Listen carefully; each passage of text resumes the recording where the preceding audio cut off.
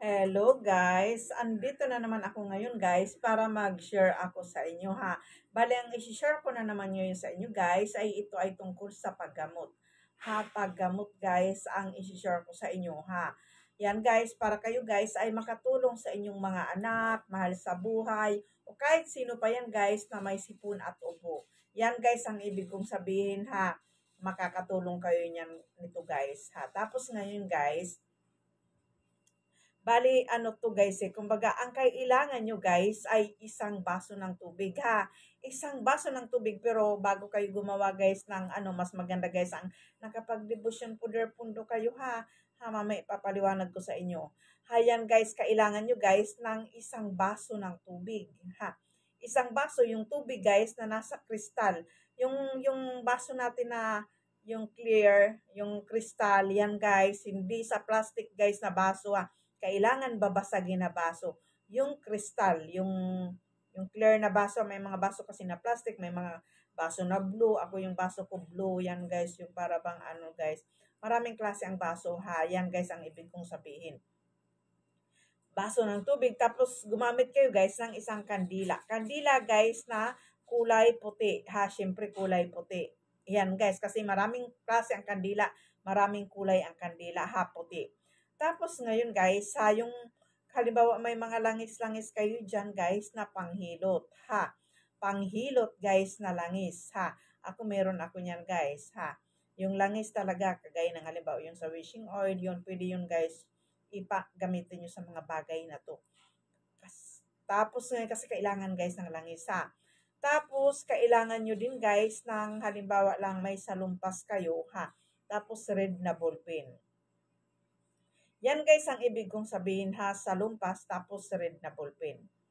Tapos ngayon guys ha, yung unahin muna natin yung sa guys ha, kumbaga ang sa yung alisin muna natin yung sa salumpas ha. Ngayon guys, ano ang gagawin nyo guys ha? Ngayon ay magdasal muna kayo guys ng isang Our Father, isang Hail Mary, isang Apostles' Creed ha. Tapos ngayon guys, ano ang gagawin nyo? Kapag ang gagamitin nyo guys ay yung isang baso na tubig ha. Yung isang baso na tubig ha, kunyari lang guys, yun ang gagamitin nyo ha, yung isang baso na tubig. Dasalan nyo yan ha. Our Father in Heaven, yan isang bisis, tapos isang Hail Mary, isang Apostles' Creed, tapos banggitin nyo ang orasyon na to. Ang orasyon na to guys ay ilalagay ko sa description. Pindutin nyo lang yung title nito ng upload ko na to. Lalabas yan sa description. Kopyahin nyo na lang ng maayos. Big letter lagi pag magkopya. Tapos pula na ballpen ha. Banggitin nyo ang orasyon na to. Hoy, Horatis, Marsinix, Imiraki, Mikaram. Banggitin nyo ng 3 beses ha. Hindi ko na babanggitin ng 3 beses dahil lang babawas guys ang ko niyan basta nagbabanggit ako ng orasyon. Banggitin nyo yan ng 3 beses. Tapos ngayon, yung baso na yan guys ha. Yung baso na yan guys ha na may laman na tubig. Ngayon guys ay ihipan nyo yan guys ng 3 beses ng pakros. Tapos ngayon guys, ito ay ipainom nyo guys ha. Ipainom nyo. Siyempre, sindihan nyo yung kandila. Tapos, ipainom nyo guys sa tao na kung sino yung may sakit na yan, may sipon o ubo. Na yan guys, ipainom nyo. Yan guys ang ibig kong sabihin. Ipainom nyo, tapos ngayon guys, yan lang guys ang gamit sa baso ha. Tapos ngayon guys, kapag gagamitin nyo naman ito sa oil ha, baka banggit nyo ng orasyon. Siyempre, babanggitin nyo yung orasyon. Tapos hinihiling ko, magkaroon kayo ng kahilingan. Diyos sa mahinihiling ko na ito, ang aking anak na si Pedro Pinduco ay tulungan mo ako na gumaling ang kanyang karamdaman. Yan guys, magkaroon kayo ng kahilingan ha, mula sa taas. Yan guys, ang para kumbaga gabayan kayo. Gabayan kayo ng Diyos Ama at gabayan kayo ng mga nandyan sa paligid ninyo. Yan guys, ang ibig kong sabihin. Tapos ngayon kapag langis ang gagamitin nyo, ha. Ngayon ay ano ang gagawin nyo? Maglagay kayo dito sa kamay nyo guys ng langis ha, kahit konti, para maihaplos sa kanyang likod ha, kung sino yung may sakit na yan, at sa kanyang dibdib. Pero bago nyo ihaplos, syempre banggitin nyo ang orasyon at magkaroon kayo ng kahilingan. Ito si Pedro Pinduco ay mawala na ang kanyang karamdaman, ha.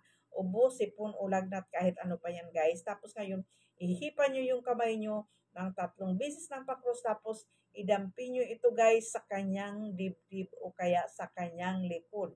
Yan guys ang ibig kong sabihin.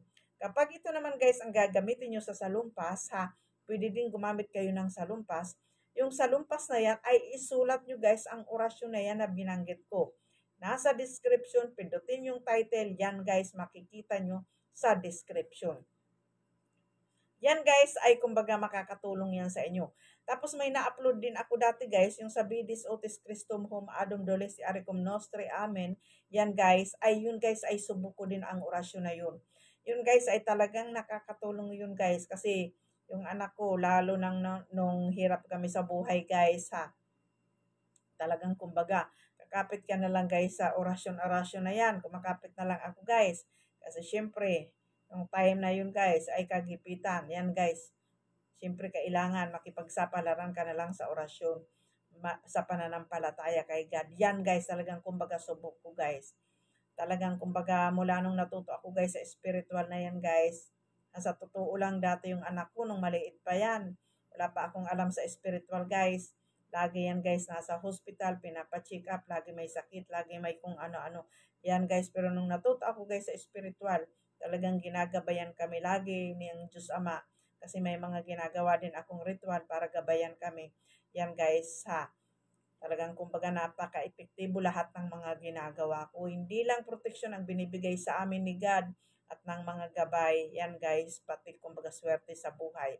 Yan guys, kaya kumbaga unang-una guys sa inyo ha, sa mga hindi pa nagdidebosyon Poder Pundo, magdebosyon Poder Pundo kayo para makapagpagana kayo guys ng mga orasyon na mga sinishare ko sa inyo.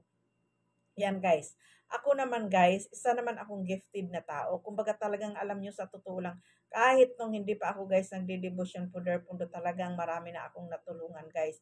Marami akong natulungan ha. Kumbaga talagang para bang gumagawa ang Diyos ng paraan para subukin ang kakayahan ko.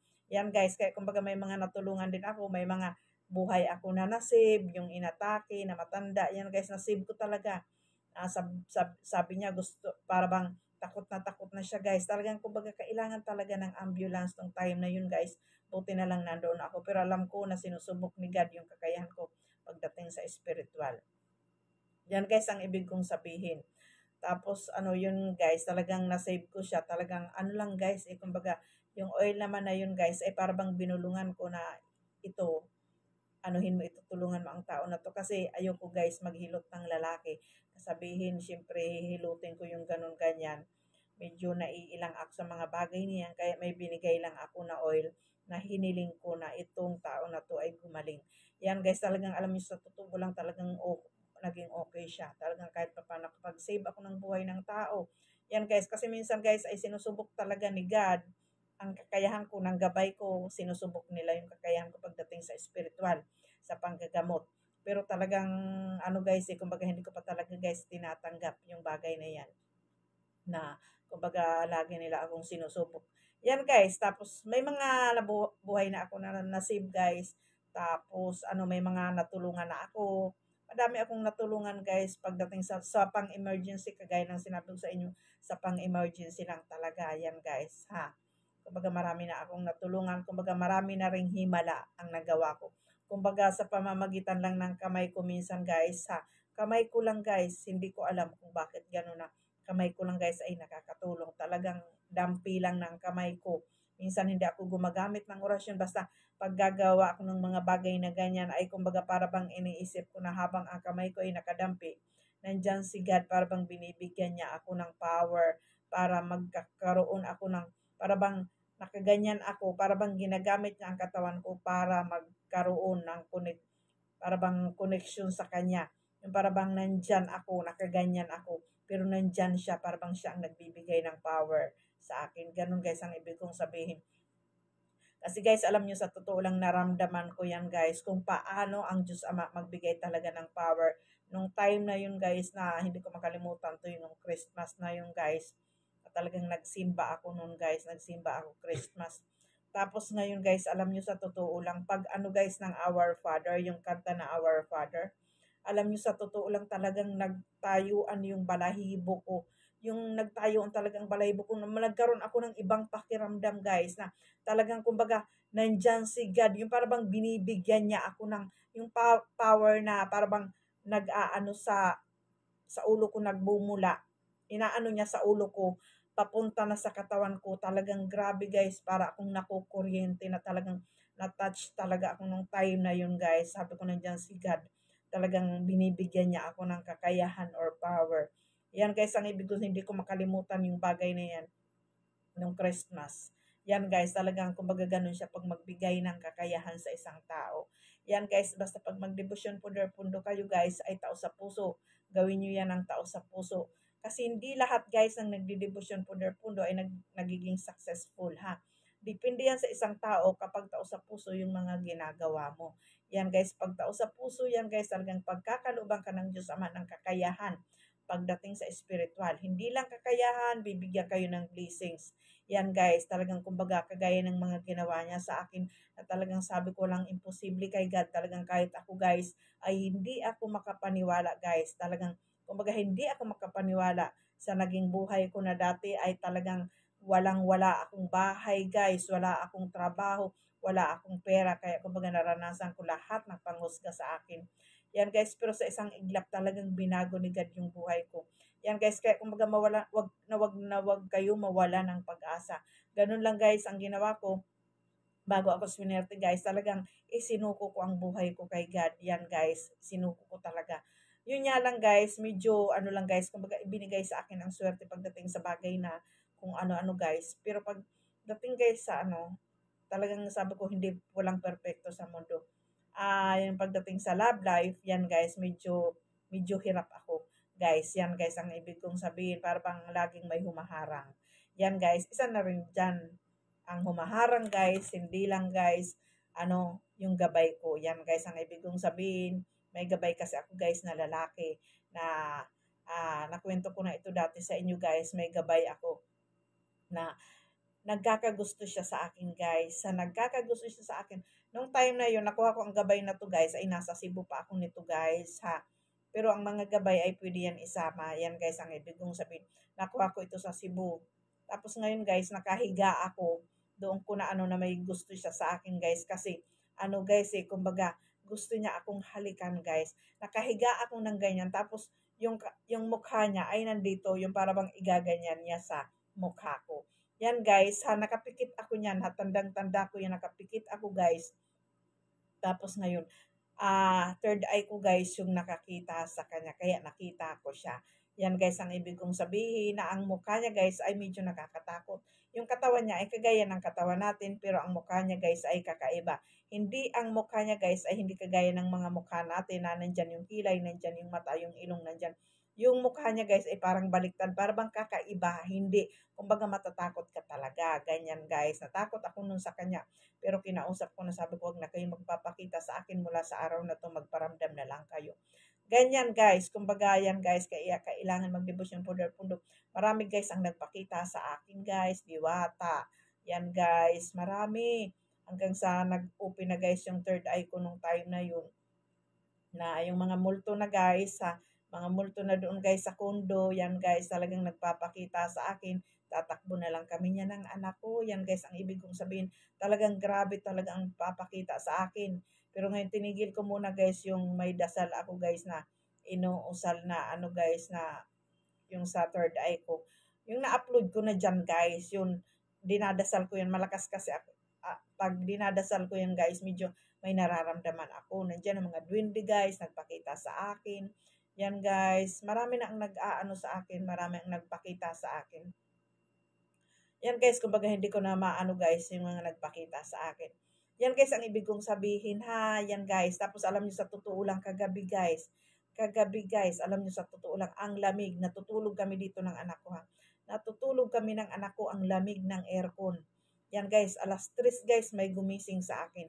May nanggising na naman sa akin. Ha? Pero ako guys, ay hindi ako natatakot. Kasi yung lampshade ko namatay bigla eh.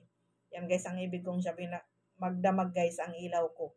Kumbaga kumbaga may lampshade ako para kumbaga may liwanag ang kwarto ko. May gumising sa akin guys na talagang dinampian niya ako guys. Talagang medyo ano ngayon Dinampian niya ako ng ganyan guys. Oh, ginanyan niya ako ng 3 beses. Ang init guys ng kamay niya. Sabi ko ang lamig-lamig. Bakit ganun ang init ng kamay niya? Ganun guys ang ibig kong sabihin. Kaya nagulat ako, nagising talaga ako tapos hindi na ako guys nakatulog uli. Nahirapan ako makatulog uli. Yan guys ang nangyayari. Talagang kumbaga dito guys sa kundo ko na to talagang alam ko naman guys na talagang meron kaming kasama dito, hindi lang kami. Pero hindi kami takot. Kasi hindi naman sila guys nangingialam sa amin. Nagpo-protection pa sila sa amin. Tapos ngayon guys ay nag-aano. Yan guys ang ibig kong sabihin. Kumbaga, ang haba na ng kwento ko guys, mamaya na lang ikwento ko na lang ulit sa inyo ha.